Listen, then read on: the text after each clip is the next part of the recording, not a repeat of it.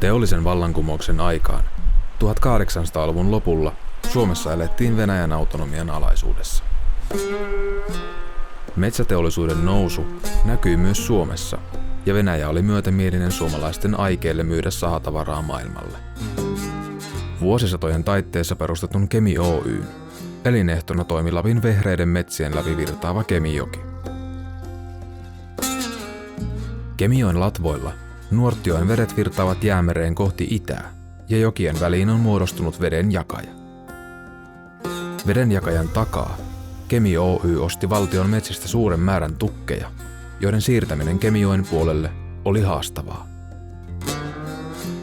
Kokemuksesta tiedettiin, että tukkeja saattoi kuljettaa hevosella enintään 10 kilometriä. Nyt matka oli kasvanut jo yli 30 kilometriin. Metsäpäällikkö Hugo Richard Sandberg keksi ratkaisun ongelmaan. Hän hankki Kanadasta 2 höyrykoneista veturia, joiden avulla tukit saatiin hinattua Kemijoen rannalle veteen vyörytettäväksi. Kunnianhimoinen Sandbergin savotta jouduttiin kuitenkin lopettamaan ensimmäisen maailmansodan aikana, kun varaosatoimitukset takkuilivat. Uittoa sota ei kuitenkaan lopettanut.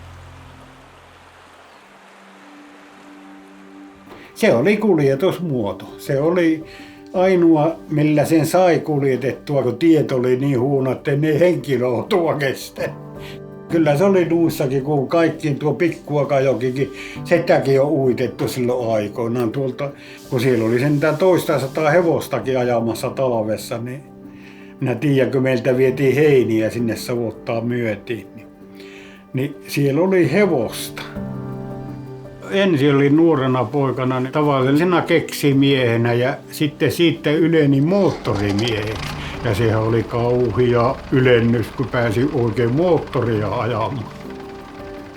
No se uittopiiri oli ajettu koko joki, varsin uittopiiri, ja tässäkin oli 5 uittopiiriä oli tässä Kemijoessa ja Tenniöllä oli 1. Se oli se kustannuksien takia jaettu, että joka siihen toimitti puuta, niin sitten se oli tietenkin halvempi tai kalliimpi, ja mitä ylemmäs meni, niin siellähän maksoi enempi, kun siellä oli taas 22 piiri tuonne Martinkylään asti.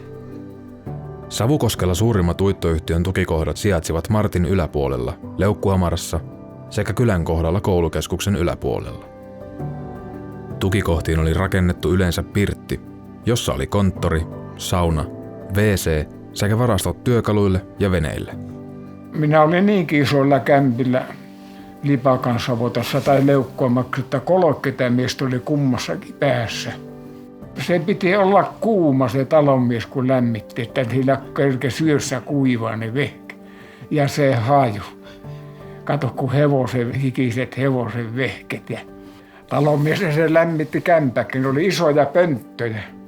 Ja sehän kokkia autteli, sehän kantoi veet ja hävistykset leikkasi. Tukikohdissa oli yleensä paikalla kokki vastaamassa ruokahuollosta, ja jokivarsien uittoroikkien luo he matkasivat erillisillä kokkiveneillä. Töpinävenheessä vietiin jo semmoinen uuni oli ja torvi siinä, että kokit jo siellä alustavasti keitti siinä hellapäällä siinä veneessäkin jo ruoat. Ei sitä aina tarvittu, niin kuin ennen keitettiin siellä törmällä tulilla. Ne siinä töpinävenheessä ne keitti systeemit. Uittotöissä tärkeässä roolissa olivat niin sanotut laittotyöt, eli laiton aika. Keväällä vielä lumien aikaan tervattiin veneet, tuhkattiin puomivarastot, lyötiin keksit varteen, veistettiin kanget ja valmisteltiin kaikin tavoin työvälineet kuntoon koko tulevan kesän uittokauden tarpeisiin. Ennen uittoahan piti tehdä niitä laittohommia, että silloin keväällä laitettiin niitä, mitä oli noita törmävarastossa, noita puomia, niin niitä puomia laitettiin ohjeeksi tuonne veteen. Ensin laitettiin vastuupuomit kiinni. Vastuiden paikat olivat määräytyneet pitkällisen kokemuksen myötä. Ne kun oli laitettu, niin sitten tuolla alkoi vyörytykset noissa lanssipaikoilla. Ja tietenkin pitihän se olla jokikin auki, että oli jäät lähtenyt ja vesi korkealla. Varsinaiset uittotyöt alkoivat vyöryttämällä puutavara rannoilta jokeen virran vietäväksi. Vastuut olivat sitä ennen suljettu. Vastuut aukaistiin, kun joki oli alajuoksulla rakennettu uittokuntoon.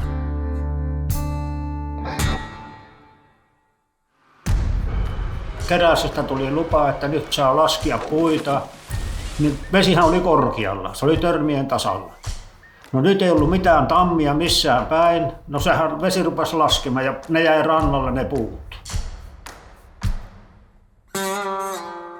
No sitten oli joka yhden porukan, ne kativat, sitä sanottiin katimiseksi. Pyörittivät ne puut sinne virtaan.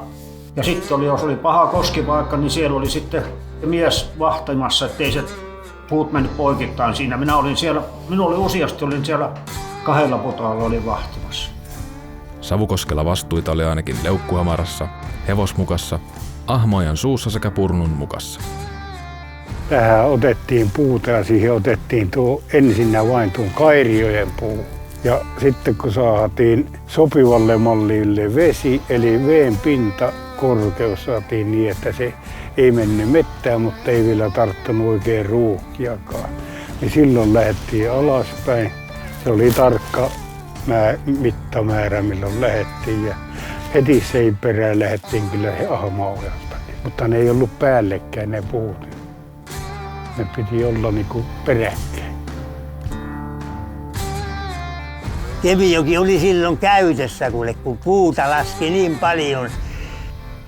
Ei keinoa vaikka, että veneellä pääsy yli. Piti odottaa jonkun aikaa, että se pikkuinen suma niin kuin häläveli siitä, sitten pääsi yli.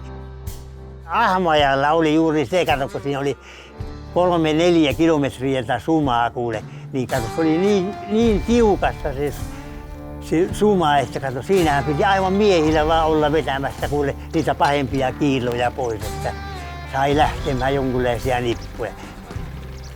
Aamulla aina oli silloin ennen 7 oli semmoinen yhteydenpito. Ja siinä kyseltiin, että missä oli ja minä panin ylös, että missä häntä on ja kaikki se on semmoinen, mulla on tuolla vielä ne paperikki tallet. Ja sitten siinä sovittiin, että jatkakaa siihen tyyliin ja mitä tarvitsette koneita siellä, niin sinne vietiin mettäkone sitten päivän aikana. Se mettäkone meni siellä eessä ja purki ne isommat ruuhkat ja muut sieltä rannat tyhjensi ja sitten jätkät tuli perässä ja teki lopputyönsä. Ja joskus oli siellä koskessakin se metsäkone, että kävi sieltä koskessa purkamassa sen ruuhkan.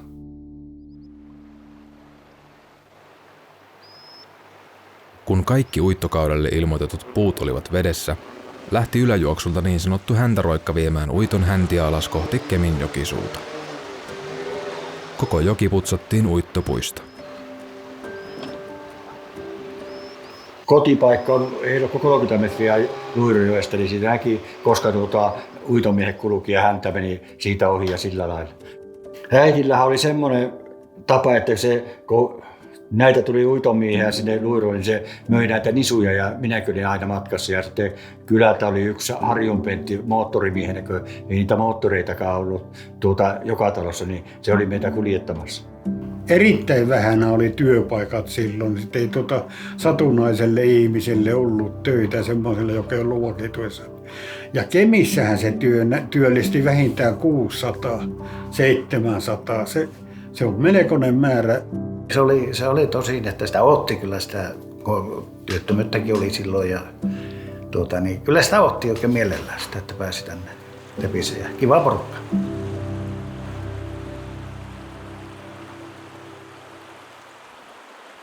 No se oli täys shokki niin kaikille, että se oli niin yllätys.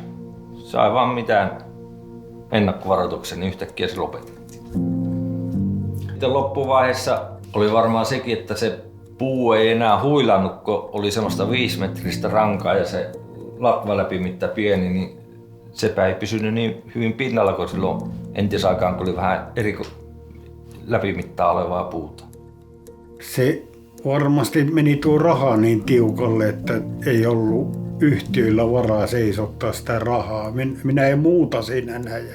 Kun se piti ostaa etellisinä syksynä ne puut ja maksaa, niin ne tuli vasta seuraavana syksynä tuonne tehtaalle. Nyt kun täälläkin hakataan, niin se on samana viikkona niin on jo Kemissä. Se riippuu miten juna lähtee Kemijärvelle. Uitolla oli suuri merkitys puuta tarvitsevalle metsäteollisuudelle, mutta myös Savukosken asukkaiden toimeentuloon. Monen savukoskelaisen perheen tai suvun identiteetti rakentui uittotyöstä ja uittokulttuurista koko sen 100-vuotisen historian aikana.